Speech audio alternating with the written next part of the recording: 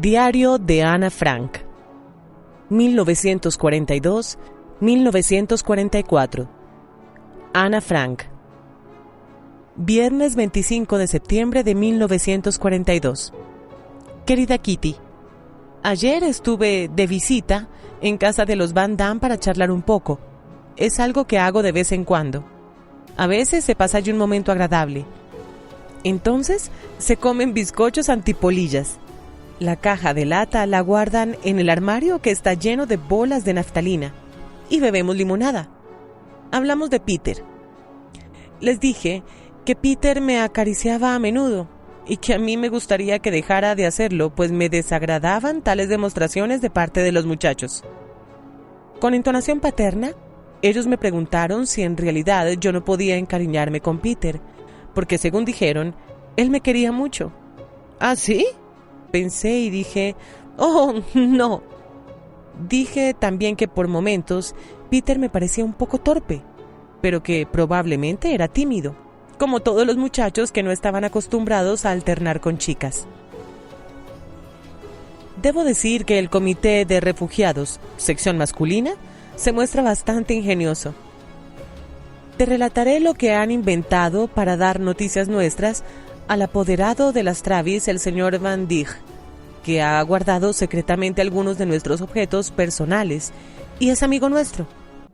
Enviaron una carta mecanografiada a un farmacéutico cliente de la casa que vive en la Zelandia Meridional, adjuntando a la carta un sobre escrito por papá con la dirección de la oficina. El farmacéutico se sirve entonces de ese sobre para enviar una respuesta. Tan pronto como ella llega, sustituyen la carta del farmacéutico por un mensaje manuscrito de papá dando señales de vida. La carta de papá que ellos enseñan entonces al señor Van Dijk parece haber pasado de contrabando por Bélgica y mandada vía Zelandia. Este puede leerla sin sospechar de la treta. Se ha elegido Zelandia porque es limítrofe de Bélgica y además porque no se puede ir allí sin permiso especial, de manera que Van Dijk no podría comprobar si realmente estamos allí. Tuya, Ana. Domingo 27 de septiembre de 1942. Querida Kitty, acabo de tener una gran discusión con mamá. Lo siento, pero no nos entendemos muy bien. Con Margot tampoco marchan las cosas. Entre nosotros no suelen darse el tipo de estallidos que hay en el piso de arriba, que son bastante desagradables. Estas dos naturalezas, las de mamá y la de Margot, me son totalmente extrañas. En ocasiones, comprendo mejor a mis amigas que a mi propia madre. Es una lástima. Discutimos con frecuencia problemas de posguerra. Por ejemplo, ¿cómo debe uno dirigirse a los sirvientes? La señora Van Damme está una vez más de insoportable humor. Es muy caprichosa y guarda lo suyo bajo llave cada vez con mayor encarnizamiento. Mamá podría responder a la desaparición de un objeto Frank con la de un objeto Van Damme. Así aprendería. Hay personas que se complacen en educar hijos ajenos además de los propios. Los Van Damme pertenecen a esta categoría. No se ocupan de Margot. Ella es la cordura, la delicadeza y la inteligencia personificadas. Pero al parecer, yo tengo defectos suficientes para las dos. Más de una vez sucede que a la mesa vayan y vengan palabras de censura y respuestas insolentes. Papá y mamá me defienden con energía. Sin ellos, yo ya habría desistido. Aunque mis padres no cesan de reprocharme mi charla excesiva, recomendándome que no me entrometa en nada y sea más modesta, fracaso con frecuencia. Y si papá no se mostrara tan paciente conmigo, hace tiempo que habría abandonado toda esperanza de satisfacer a mis padres, cuyas exigencias, sin embargo, no son a tal punto difíciles de atender. Si se me ocurre servirme poca verdura, que detesto, y tomar más patatas, los Van Damme, sobre todo la señora, protestan. Dicen que he sido demasiado mimada. Vamos, Ana, sírvete un poco más de verdura. No, señora, gracias, digo yo. Las patatas me bastan. Las verduras son buenas para la salud. Tu madre lo dice también. Vamos, come un poco más, insiste ella, hasta que papá interviene para aprobar mi negativa. Entonces la señora estalla. Había que ver lo que sucedía en nuestra casa. En nuestra casa, por lo menos sabíamos educar a los hijos. ¿Llaman ustedes educación a eso? Ana está terriblemente consentida. Yo no lo permitiría nunca, si Ana fuera mi hija. Es siempre el comienzo y el final de sus peroratas. Si Ana fuera mi hija. Afortunadamente no lo soy. Volviendo a este tema de la educación, un incómodo silencio siguió a las últimas palabras de la señora Van Damme. Luego papá repuso: yo considero que Ana está muy bien educada. Hasta ha aprendido a no contestar a sus largos sermones. En cuanto a las verduras, observe su propio plato. La señora estaba derrotada. ¿Y cómo? Papá aludía a la porción mínima de verduras que ella misma se servía. Se cree, sin embargo, con el derecho de cuidarse un poco porque sufre del estómago. Se sentiría molesta si comiera demasiada verdura antes de acostarse. De cualquier modo, que me deje en paz y cierre la boca. Así no tendrá que inventar excusas estúpidas. Es gracioso verla enrojecer por cualquier pretexto. Como a mí nunca me ocurre, ella se molesta bastante. Tuya, Ana. Lunes 28 de septiembre de 1942. Querida Kitty, ayer no alcancé a relatarte otra pelea más a la que también quería referirme, pero antes otra cosa. Me parece extraño que las personas mayores regañen tan fácilmente por cualquier minucia. Hasta ahora he creído que eso de pelearse era cosa de niños y que con el tiempo se dejaban de hacer. Puede producirse una verdadera disputa por una razón seria, pero las palabras ofensivas proferidas constantemente aquí no tienen ninguna razón de ser y están ahora a la orden del día. A la larga, tendría que habituarme a ello. Ahora bien, no creo que eso ocurra, y no me acostumbraré nunca mientras esas discusiones, utilizan esta palabra en lugar de pelea, se produzcan por mi causa. No me reconocen ninguna cualidad. Yo no tengo nada de bueno, estrictamente nada. Mi apariencia, mi carácter, mis maneras son condenadas una detrás de otra y minuciosamente criticadas a juzgar por sus discusiones interminables. Pero hay algo a lo que nunca estuve acostumbrada. Son esos gritos y esas palabras duras que estoy obligada a absorber poniendo buena cara. Es superior a mis fuerzas. Eso no puede durar. Me niego a soportar todas esas humillaciones. Les demostraré que Ana Frank no nació ayer. Y cuando les diga, de una vez por todas, que comiencen por cuidar su propia educación antes de ocuparse de la mía, no podrán reaccionar y terminarán por callarse. ¡Qué maneras! ¡Son unos bárbaros! Cada vez que eso ocurre quedo desconcertada ante semejante desenfado y sobre todo ante semejante estupidez. La de la señora Van Damme. Pero tan pronto como me recobre, y no ha de tardar, les contestaré de la misma manera y sin vueltas. Así cambiarán de tono. ¿Soy en realidad tan mal educada, pretenciosa, terca, insolente, tonta, perezosa, etcétera, como ellos pretenden? Oh, ya sé que tengo muchos defectos, pero ciertamente exageran. Si supieras, Kitty, cómo me hacen hervir la sangre esas injurias e insultos. Pero no será por mucho tiempo más. Mi rabia no va a tardar en estallar. Basta ya, te he fastidiado bastante con mis disputas. Sin embargo, hubo una conversación muy interesante en la mesa y tengo ganas de contártela. Hablamos de la modestia extrema de Pim. Este es el apodo de papá. Las personas menos perspicaces suelen advertir tal hecho. De pronto la señora Van Damme exclama: «Yo también soy modesta y mucho más que mi marido». ¡Qué descaro! Solo con decirlo demuestra su falta de modestia.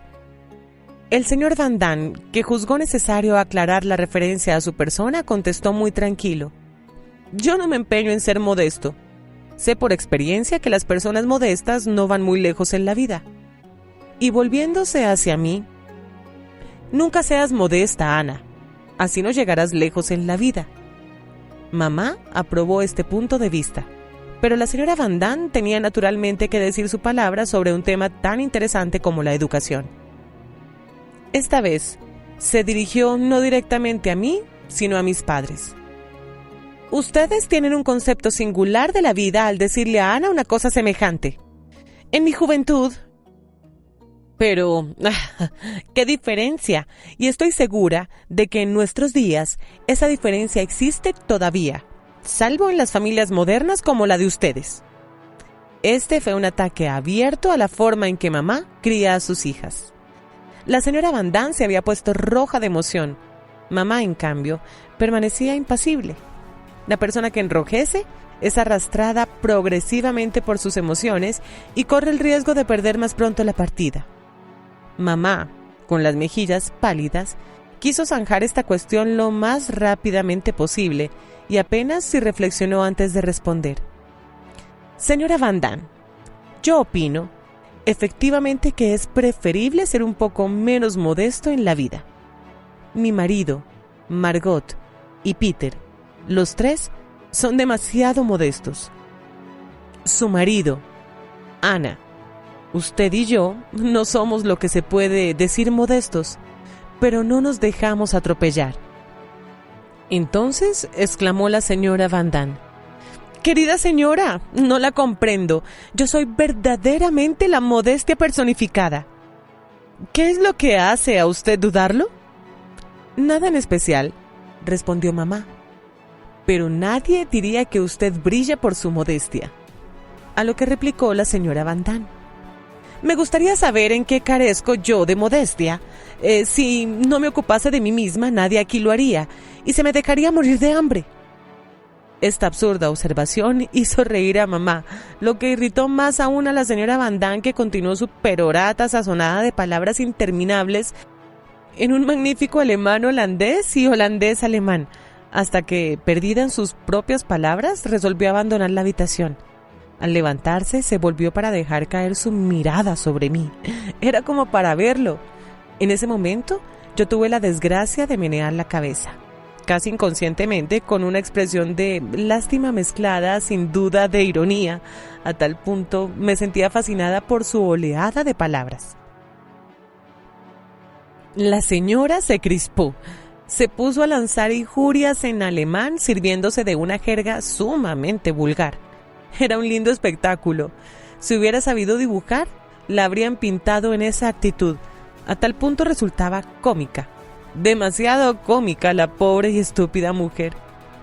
Después de esta escena, de cualquier modo estoy segura de una cosa: peleándose abiertamente una buena vez es como se aprende a conocerse a fondo.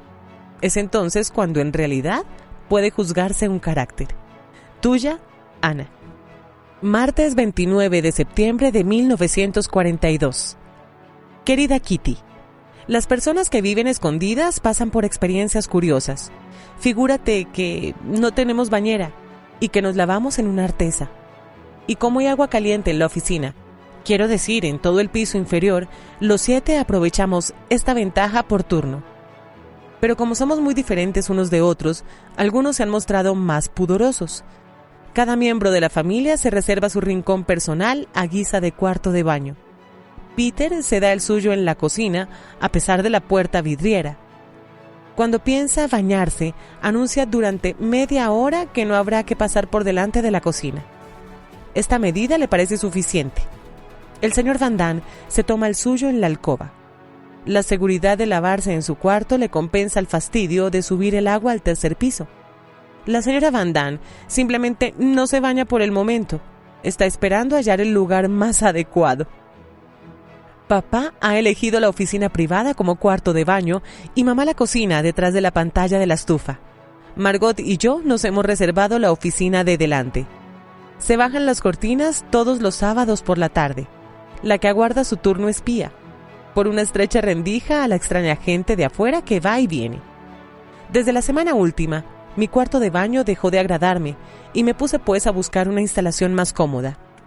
Peter me dio una buena idea: colocar la tina en el espacioso WC de la oficina. Allí puedo sentarme hasta encender la luz, cerrar la puerta con llave, hacer correr el agua sucia sin ayuda de terceros, y estoy al abrigo de miradas indiscretas. El domingo utilicé por primera vez mi nuevo cuarto de baño, y resulta cómico decirlo, lo juzgo el más práctico de todos. La semana pasada los plomeros trabajaron en el piso de abajo en la conexión de agua que debía ser llevada del WC de las oficinas al corredor. Esta transformación está destinada a impedir que se forme hielo en las cañerías para el caso de que tengamos un invierno riguroso. Esta visita de los plomeros nos resultaba muy desagradable. No solo no había que tocar los grifos del agua durante el día, sino que tampoco podíamos usar los WC. Quizá no sea muy delicado contarte lo que hicimos, pero no soy tan remilgada como para no hacerlo. Desde que nos mudamos al anexo, papá y yo nos procuramos un orinal improvisado, a falta de uno verdadero, sacrificando para ello 2 grandes frascos de conserva de vidrio. Durante los trabajos, pusimos y utilizamos los recipientes en la alcoba. Con todo, eso se me antojaba menos horrible que permanecer encerrada en una habitación inmóvil, en una silla, sin poder hablar durante todo el día. No puedes imaginar el suplicio de la señorita Cuacuá. Ya, durante las horas de trabajo, no hacemos más que cuchichear, pero no hablar en absoluto y no moverse es 100 veces más horrible. Después de 3 días de este régimen, me sentía entumecida y tenía el trasero duro y dolorido. Afortunadamente, unos ejercicios físicos antes de acostarme me procuraron un cierto alivio. Tuya, Ana. Jueves 1 de octubre de 1942. Querida Kitty, ayer tuve un miedo terrible. A las 8 sonó el timbre con persistencia. Solo se me ocurrió una cosa. ¿Qué eran ellos? Pero todo el mundo afirmó que solo se trataba de mendigos o del cartero y me tranquilicé. Los días se vuelven muy tranquilos. Lewin, un joven químico y farmacéutico judío, trabaja en la cocina de las oficinas para el señor Kraler. Conoce bien el edificio. Por eso, tememos que un día se le ocurra subir para ver el antiguo laboratorio. Permanecemos inmóviles y silenciosos como ratas en su escondrijo. ¿Quién habría podido sospechar hace 3 meses que Ana Azogue sería capaz de quedarse quieta en una silla durante horas y horas sin moverse? El 29 fue el cumpleaños de la señora Van Damme. Aunque no haya podido festejárselo en gran forma, se le agasajó con flores, regalitos y comida extra. Los claveles rojos de su marido parecen ser una tradición familiar. Hablando de ella, te diré que su constante coqueteo con papá me fastidia sobremanera. Le acaricia la mejilla y los cabellos, se levanta la falda por sobre la rodilla, se hace la chistosa, todo para atraer la atención de Pim. Por suerte, él no la juzga bonita ni ocurriente, y no se presta a ese juego. Por si no lo sabes, soy bastante celosa por naturaleza, y eso me resulta insoportable. Mamá no intenta conquistar al señor Van Damme, y yo no he vacilado en decírselo a su mujer. Peter es capaz de hacer reír de vez en cuando. Ambos sentimos predilección por los disfraces, y eso, el otro día fue causa de una gran hilaridad general. Él apareció con un ajustado vestido de cola perteneciente a su mamá, y yo con su traje. Él con un sombrero de mujer, y yo con una gorra. Los mayores rieron hasta saltárseles las lágrimas. Nosotros también nos divertimos de veras. Ellie compró en la tienda de Vigenkorf faldas para Margot y para mí. Son de pacotilla, de la peor clase, verdaderas bolsas de yute y costaron respectivamente 24 y 7.5 florines. ¡Qué diferencia con las de antes de la guerra! Te anuncio nuestra última diversión. Ellie se las ha arreglado para hacernos llegar a Margot, a Peter y a mí lecciones de taquigrafía por correspondencia. El año que viene, ya verás, esperamos ser expertos taquígrafos. De cualquier modo, yo me siento muy importante pensando que estoy aprendiendo seriamente esa especie de código secreto. Tuya, Ana. Sábado 3 de octubre de 1942. Querida Kitty, ayer tuvimos otro alboroto. Mamá provocó una escena terrible y le dijo a papá todo lo que pensaba de mí. Luego se echó a llorar. Yo también, y eso me dio un dolor de cabeza espantoso. Terminé por decirle a papá que lo quería a él mucho más que a mamá. Él me contestó que eso pasaría, pero no lo creo. Es necesario que me esfuerce por permanecer tranquila con mamá. Papá querría verme solícita cuando mamá tiene dolor de cabeza o no se siente bien. Por ejemplo, debería llevarle algo sin hacerme rogar, pero yo no lo hago nunca. Dedico bastante tiempo al estudio del francés y estoy leyendo La Belle Nivernaise. ¿Tuya? Ana. Viernes 9 de octubre de 1942. Querida Kitty, hoy no tengo que anunciarte más que noticias tristes y deprimentes. Nuestros muchachos amigos judíos son poco a poco embarcados por la Gestapo, que no anda con contemplaciones. Son transportados en furgones de ganado a Westerbork, un gran campo para judíos en Drente. Westerbork debe ser una pesadilla. Un solo lavabo cada 100 personas y faltan retretes. La promiscuidad es atroz. Hombres, mujeres y niños duermen juntos. Imposible huir. La mayoría está marcada por el cráneo afeitado y muchos además por su tipo judío. Si eso sucede ya en Holanda, ¿qué será en las regiones lejanas y bárbaras de las que Westerbork no es más que el vestíbulo? Nosotros no ignoramos que esas pobres gentes serán exterminadas. La radio inglesa habla de cámaras de gas. Después de todo, quizás sea la mejor manera de morir rápidamente. Eso me tiene enferma. Miep cuenta todos esos horrores de manera tan impresionante que ella misma se siente convulsionada. Un ejemplo reciente. Miep encontró ante su puerta a una vieja judía paralítica aguardando a la Gestapo, que había ido a buscar un auto para transportarla. La pobre vieja se moría de miedo a causa de los bombardeos de los aviones ingleses y temblaba viendo los haces luminosos que se cruzaban en el cielo como flechas. Miep no tuvo el valor de hacerla entrar en su propia casa. Nadie se hubiera atrevido a hacerlo. Los alemanes castigan tales acciones sin clemencia. Eli también tiene motivo para estar triste. Su novio tiene que partir para Alemania. Ella teme que los aviadores que vuelan sobre nuestras casas dejen caer su cargamento de bombas, a menudo de millares de kilos, sobre la cabeza de Dirk. Bromas tales como que nunca recibirá 1000 y una sola bomba basta, me parecen fuera de lugar. Cierto que Dirk no es el único obligado a partir. Todos los días salen trenes atestados de jóvenes de uno y otro sexo destinados a trabajo obligatorio en Alemania. Cuando se detienen en el trayecto, en tal o cual cruce, algunos tratan de escapar o pasar a la clandestinidad. Eso resulta a veces, pero en muy pequeña proporción. Aún no he terminado con mi oración fúnebre. ¿Has oído hablar alguna vez de rehenes? Es su último invento para castigar a los saboteadores. La cosa más atroz que pueda imaginarse. Ciudadanos inocentes y absolutamente respetables son arrestados y aguardan en la cárcel su condena.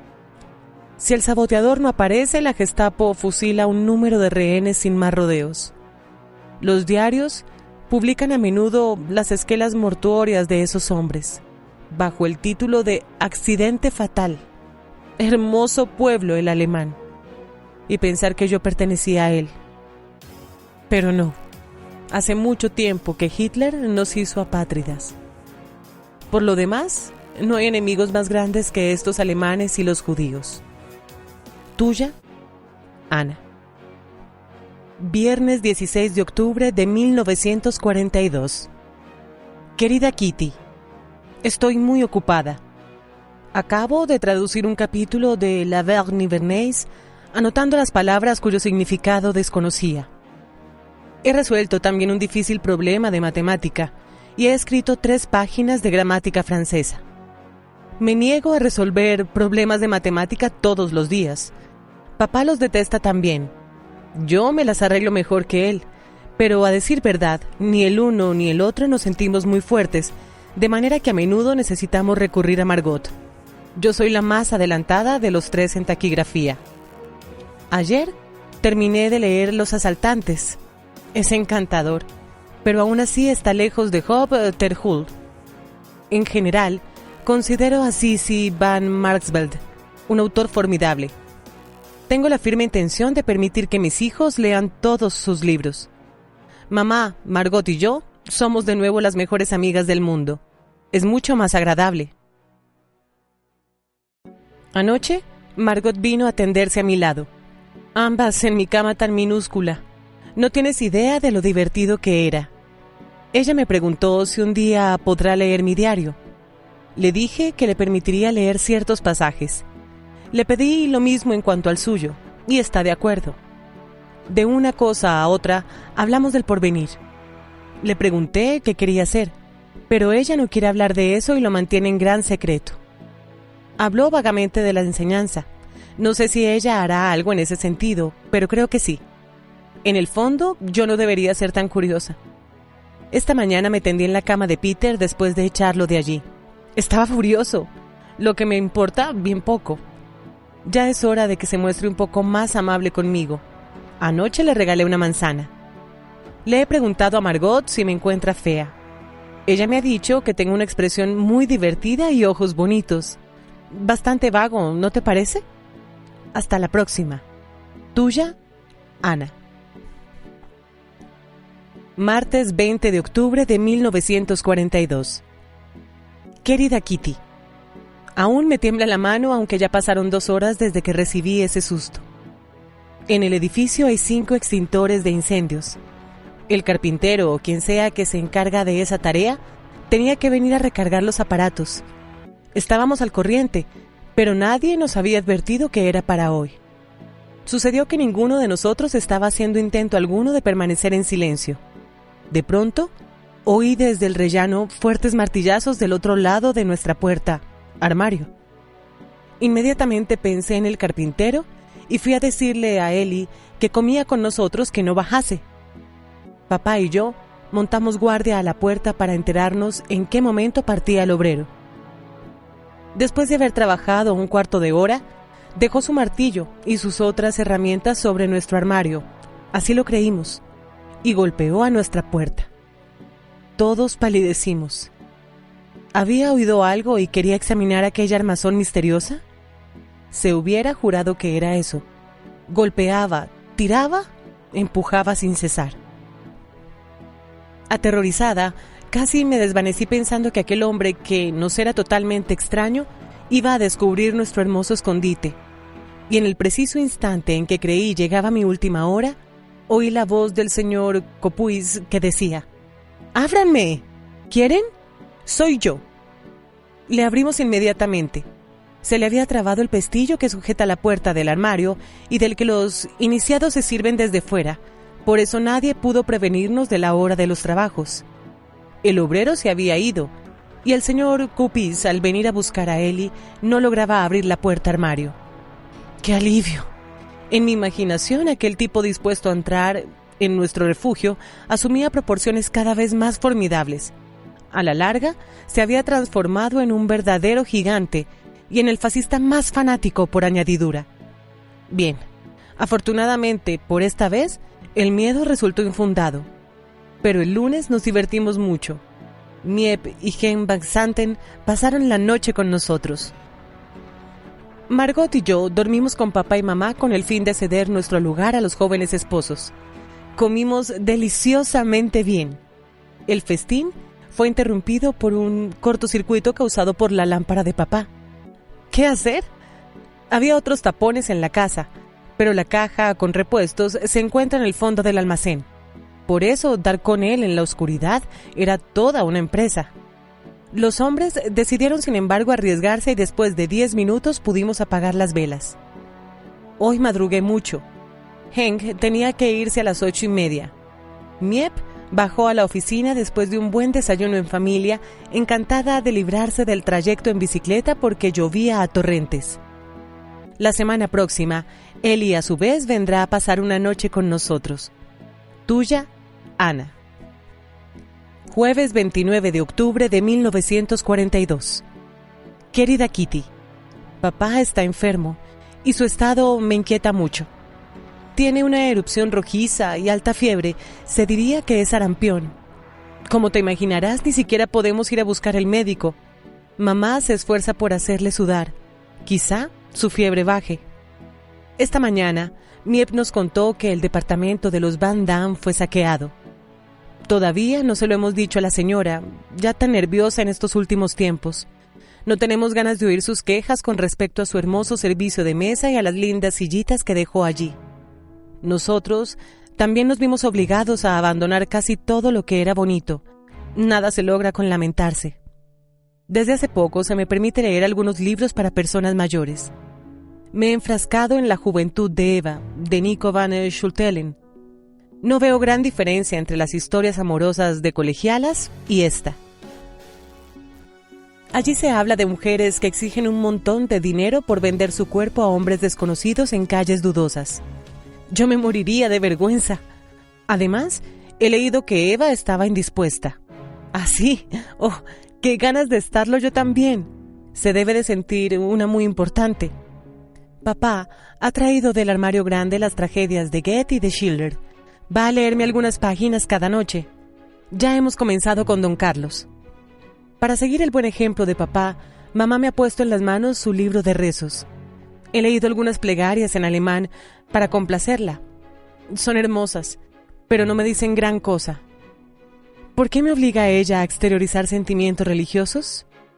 Mañana encenderemos el fuego por primera vez. ¿Cómo vamos a ahumarnos? ¿Hace tanto tiempo que no sé de desollina? Ojalá ese artefacto tire. Tuya, Ana.